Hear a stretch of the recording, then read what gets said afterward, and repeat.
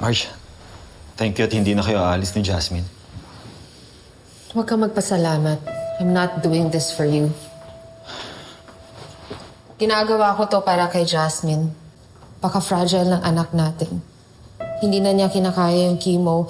Ayoko nang dagdagan yung stress dahil sa pag-alis namin. And I won't risk her life just because I can't stand looking at your face. I know.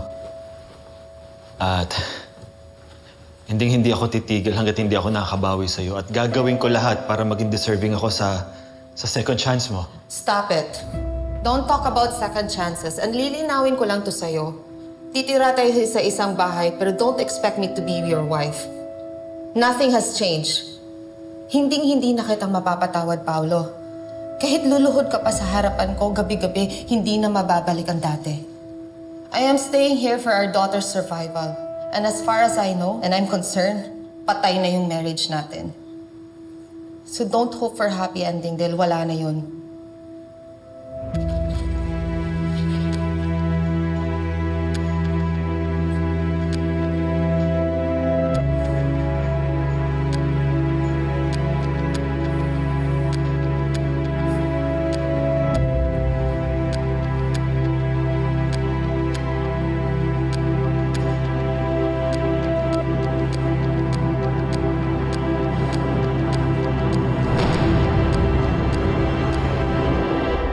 Ba itong ginagawa natin? Do you think it's a wise idea na pagsamasamahin natin sila sa iisang bubong? We have other properties naman. Baka mas okay kung paglayuin muna natin sila habang mainit pa. We have to contain the situation.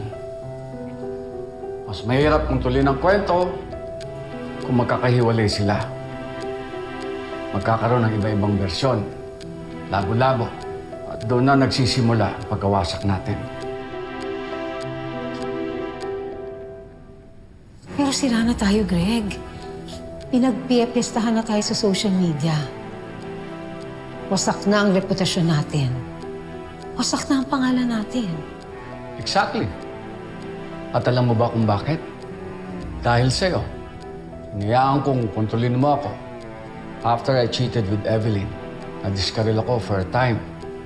Kaya hindi ko na-foresee ito.